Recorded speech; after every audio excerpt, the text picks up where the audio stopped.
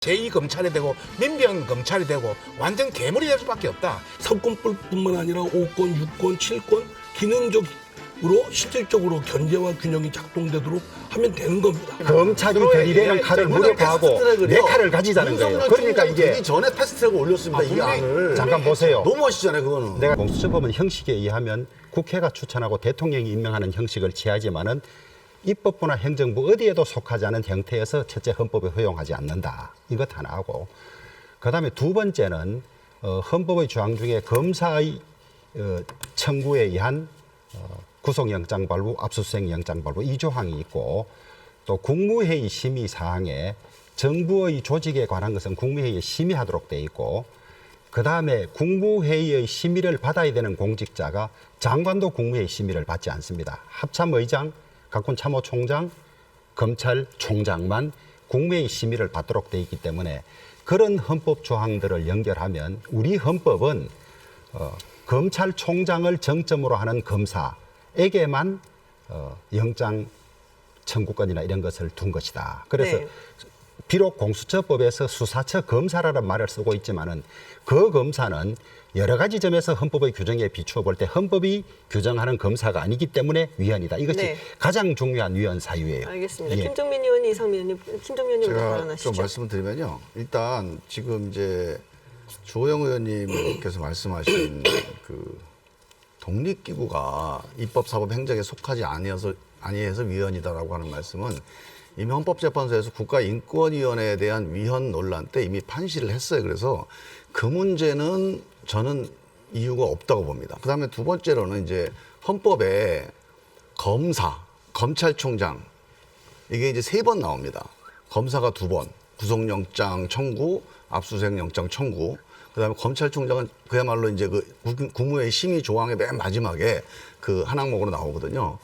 다시 말하면 수사와 기소에 관한 것은 헌법에서 규정을 하고 있지 않은 거예요. 헌법은 기본적으로 기본권을 침해하는 방법, 즉 강제 수사잖아요. 그러니까 구속이라든가 체포, 기본권을 침해하는 것에 대한 규정만 헌법이 다루고 있는 겁니다. 그래서 법원을 다룬 거예요. 왜냐하면 기본권을 침해하는 결정을 내리거든요.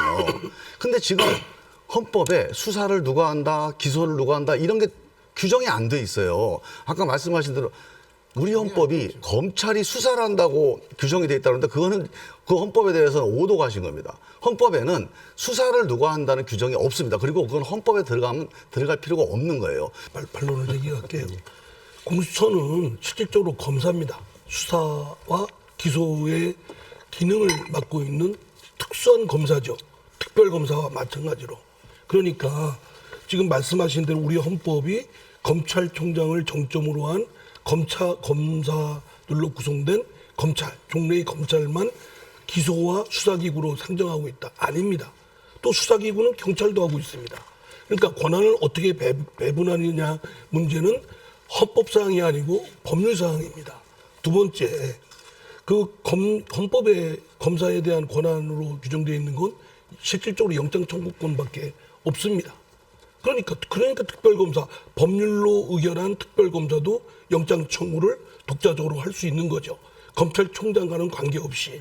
그리고 지금 삼권 분립에 의해서 이 공수처가 어느 조직의 입법, 사법, 행정의 어느 부에도 속하지 않는다. 그거는 몽테스키의 삼권 분립에 기초한 것이고 지금은 삼권뿐만 아니라 5권, 6권, 7권 기능적으로 실질적으로 견제와 균형이 작동되도록 하면 되는 겁니다. 그건 헌법에 규정이 있어야 하는 것이지. 삼권 분립이라는 것은 종래의 근대 개몽 시대 때 있었던 것이고. 상권 분립이 아니라 5권 분립이라 하더라도 그것은 헌법에 근거가 있어야 하는 것이지. 들어보시니까요. 그러니까 공수처가 종래의 입법, 사법, 행정부에 속하지 않았다 해서 오히려 그것이 공수처의 존재의 의의입니다. 왜냐하면 독립된 기구로서 어느 쪽에 영향받지 않고 살아있는 권력 또 국회의원이나 포함하는 살아있는 권력이나 우리 사회 최상류층에 대한 비리를 항시 감시하고 척결할 수 있는 기능을 갖고 있을 것이다라는 점에서 오히려 그런 점 때문에 공수처의 존재의 이유가 더 필요한 것이죠. 그건 또 논의해 보도록 하시죠. 제가 한 가지 짧게 물어볼게요. 만약에 그렇다면 뭐 다른 여러 가지 논란이 있지만 한 가지 이 위헌 문제, 특히 이제 기구의 소속 문제와 관련해서 자꾸 위헌 얘기를 하시니까 그렇다면 행정부에 속하는 걸로 공수처법을 만들면 그러면 위헌 논란은 사라지는 거예요. 위헌성은 줄어드는데 네. 그것은 또 그럼 찬성하셔야 되는 국가기관 중복 설치 검증위원회에 아니야, 하는 그건 거죠. 안- 검찰이 기능을 하는데 그건 위헌 왜 문제는 똑같은 아니잖아요. 일을 왜 똑같은 일을 또 그건 만드냐 위헌 문제는 이거예요. 그러니까 아니니까. 예. 지금 백혜련 의원 법안이나 민주당의 주장이 자꾸 모순이 있는 거예요. 그러니까 이래 가면 행정부에 위헌성에 소속이 걸리고 되면 위헌 이렇게 논란은 없어지잖아요. 법무부 장관 밑으로 여으면 검찰 위에 둘 필요가 없는 거예요, 사실은. 그러니까 반대하는 거죠. 위헌성, 또 타 법률과의 여러 가지 경합성, 또 내부의 용어의 통일성 여러 가지 문제를 한번 검토해 볼 만한 저는 한국당 충분한 시간이 쪽에 필요하다는 이야기고요. 네, 정말 네. 잠깐 한마디만 더 하겠습니다. 저희들이 공수처를 이제 왜 이렇게까지 하느냐 하면은 누가 법률 전문가가 이런 이야기를 하더라고요. 세계 역사상 정보권, 수사권, 기소권 이렇게 왕창 이렇게 가진 기관은 그 독일에 있던 게슈타프밖에 없다고. 만약에 이 공수처를 설치하면 대통령 권한으로서 공수처장도 임명하고 차장도 임명하고 검사도 임명하고 이 정보권 뭐 기소권 수사권 다 가지고 이렇게 한다면은 현대판 한국판 게슈타프가 된다. 그런 차원에서 정말 이것은 좀 더 신중하게 시간을 가지고 해도 늦지 않다. 이렇게 졸속으로 빨리 할 이유가 없다. 국민을 위한 것이라면 20년 동안 논의를 했는데 제가요. 아니죠. 졸속입니까? 제가 잠깐- 그거는 논의를 다른 또 합리적인 대안이 있으면 다른 사람들이 그런 좋아해. 것들을 한번 논의를 치열하게 좀 했으면 좋겠고요. 아까 놓친 말씀 중에 이 공수처가 불필요하다. 특별감찰관이나 특검이 있기 때문에 그렇다고 하는데요. 아시겠지만 특별감찰관은 수사권이 없어요. 매우 제약돼 있죠. 그리고 청와대 내에 있는 조직이기 때문에 제대로 할 리가 없습니다. 그건 드러났고요. 그다음에 특별검사도 사후적인 처방에 불과합니다. 말하자면 이 공수처가 갖고 있는 기능은 사후적으로 살아있는 권력이나 상류층에 대한 비리를 척결하고 책임 묻겠다라는 것에만 있는 것이 아니고 항시 감시하도록 해서 오히려 예방적 기능을 더 강화시키겠다 이런 뜻입니다. 꼭 공수처를 설치한다면은 진짜 우리 야당 지금 여당이 또 야당 될 수도 있는 것 아닙니까? 그런 관점에서는 진짜 중립성과 이런 독립성을 보장해 줘야 된다. 대통령의 모든 권한이 집중돼가 여당이 대통령이 모든 것을 다 좌지우지게 한다면 이것은 옥상옥이 되고 진짜 제2검찰이 되고 민변검찰이 되고 완전 괴물이 될 수밖에 없다. 이런 차원에서 저희들이 걱정하는 거죠. 저희들 제가요. 목소리도 민변을 충분히 괴물이라고 이렇게 아니 민변을 이렇게 괴물이야. 민변검찰이 평가하는 것은 아니 민변 잘못된 표현이죠. 민변검찰이 했지 괴물이라는 거 전체로 봐서 큰 괴물이 될 수 있다. 이런 차원에서 아까 내가 게슈타포 이야기도 했지만은 그런 차원에서 야당의 목소리도 또 국민의 목소리도 들어달라는 이제 이야기예요. 핵심은요. 김종민 제가 의원님. 보기엔 딱 결국은 마지막에 공수처장이 대통령 권력으로부터 자유로울 수 있느냐 이게 핵심입니다. 모든 논의의 핵심은 그거예요. 그 안을 내셔야 저는 우리 이제 주호영 의원이 그 안을 냈다고 해서 진일보라고 평가는 하지만 야당이 추천하는 공수처장 얘기를 하시는데 저는 이렇게 봅니다. 기본적으로요. 공수처라고 하는 조직은 국민의 기본권을 침해할 수 있는 조직입니다. 수사 기소가 가능한 조직이에요. 헌법적 정통성이 확고해야 됩니다. 특검은 하나의 사건을 수사하는 기구니까 야당이 추천하는 경우도 가능합니다.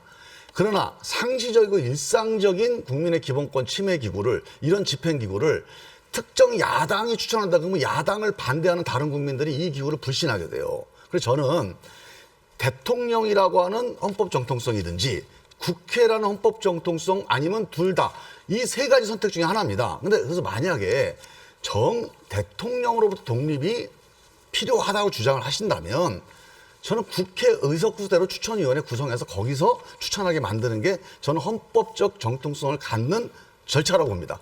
그거 이외에 야당 그거는 일시적인 건 가능하지만 이런 상식이고는 좀 무리라고 봐요. 네. 이제 제가 말씀을 많이 했다고 해서 좀 자제를 했는데 한 말씀 조금 드리면 짧게 부탁드리겠습니다. 서울 동부지검에서 블랙리스트 만들었던 환경부 장관, 환경비서관을 수사를 어렵게 하고 기소를 하니 검사장 옷 벗고 수사검사 다 옷 벗었어요. 옷 벗었어요. 살아있는 권력을 수사하라 해놓고 살아있는 권력 수사하면 다 옷 벗깁니다. 그래서 대통령이 검찰총장을 임명하면 수사 못하는 고영력을 빼고 야당이든 고위공직자든 부정비리 척결 다 할 수 있어요. 검찰이 다 해요. 하는데 사각지대만 메우자는 거지. 메우고 그것이 안 되면 저는 이래 읽고 있습니다. 검찰총장을 임명하고 법무장관을 임명해도 임기 말이나 퇴임 후에 검찰의 칼이 날아오니 검찰을 무력화할 방법이 뭐 있을까? 윤석열 특수부를 무력화하고 조국 특수부나 청와대 특수부를 만들자는 게 이게 공수처. 왜냐하면 20년 전에 여기는 윤석열 특수부를 무력화하기 위해서 만들었다고 이거를 아니 20년 됐어요 지금. 보십시오. 얘기가. 나 참. 검찰의 들이대는 칼을 해왔지만 검찰이 서로의 들이대는 얘기가 칼을 이제 무력화하고 패스트트랙을요. 내 칼을 가지자는 거예요. 윤석열 그러니까 총장 이게 되기 전에 패스트트랙을 올렸습니다 이 분명히- 안을. 잠깐 보세요. 너무 멋있잖아요 그거는. 내가 개인